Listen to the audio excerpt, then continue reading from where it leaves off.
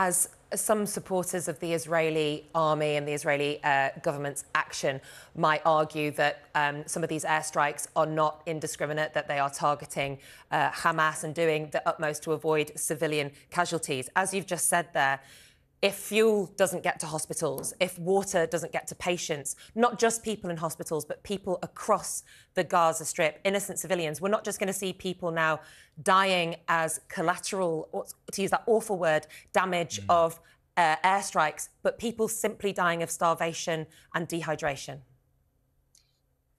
Look, this isn't collateral damage. This is targeting of densely populated residential areas, bringing down entire buildings that house my colleagues and their families. This is targeting of UNRWA schools. UNRWA is a branch of the United Nations that cares for refugees. This is targeting of ambulances. Our paramedic colleagues said that their ambulances were struck several times in a row. This is targeting of hospitals. So no, I don't believe for a minute that this is collateral damage. However, you know, Gaza is the most densely populated, one of the most densely populated places on earth. And if you were to argue that these were, that this was collateral damage, it still doesn't justify the enormous civilian price that this is paying. You know, there have been at least 2,700 child deaths. 2,700, that excludes over 900 children who have not been accounted for because they are still trapped under the rubble. You know, I'm a pediatrician and I'm mortified, but I think any human in the world should be mortified by those numbers or by the idea that this could be, and I quote, collateral damage. You know, these are someone's child, someone's sibling. Tanya, can I jump in and firstly say, I really appreciate you being on Talk today, and I wanted, as did Nick, to, as we've had to follow this story, starting with those abhorrent terrorist attacks, we've had to, I actually think it's one of the most difficult things that you have to do in this job, because there are many sides to the argument, and all I'm trying to do is put facts. I think from a health and humanitarian point of view, nobody could disagree with anything you say.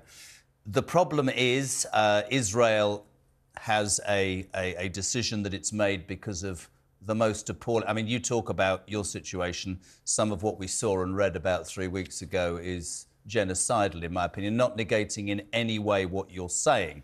We heard from somebody this morning that there is fuel to get through, and the big problem is what will happen to that fuel. Will it be hijacked by Hamas? Certainly the people in Gaza are struggling.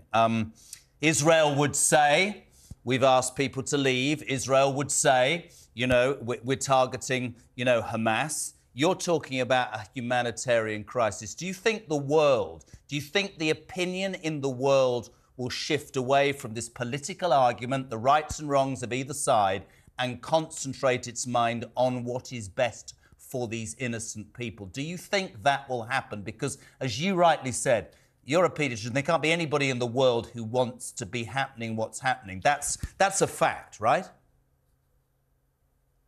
I would certainly hope so. You know, I think a lot of the terminology, and, you know, I'm not a politician. So I want to be very clear about that. And I understand you're trying to steer me into that sphere. I'm actually not. I'm saying it's impossible to even report on this, because anything you say, I'm being completely honest to you and the viewers. Nick will back me up here. It's impossible to say anything. It's not impossible to say anything. It is entirely possible to say that every human life should be considered to be equal. Every innocent civilian life, no matter what side, border, whatever. You work with Doctors Without Borders. Every single innocent civilian life has exactly the same value and should be treated with the same respect. Nick, I'm very happy that you brought that up, actually, because the one resounding sentiment I get from my colleagues in Gaza is we want to be treated as humans. Yeah. And the day before yesterday, one of them told us, we feel like the entire world has come together to eliminate us. You know, that should be deeply disturbing to anybody listening to your program today. And I'm speaking to you as a doctor who specializes in keeping the sickest patients alive. And I will tell you that the current operation, I'm not going to tell you that the solution is ICUs or ventilators or medical aid.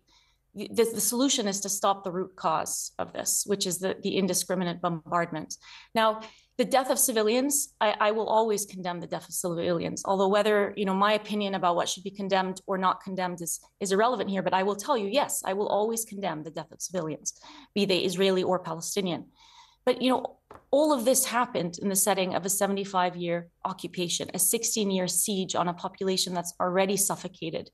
We go there regularly, and their lack of medical supplies, or their shortage of medical supplies, and some of the pressures that we're talking about now as a consequence of the complete blockade, these aren't new. These have been going on for 16 years. They've just been going on to a different extent.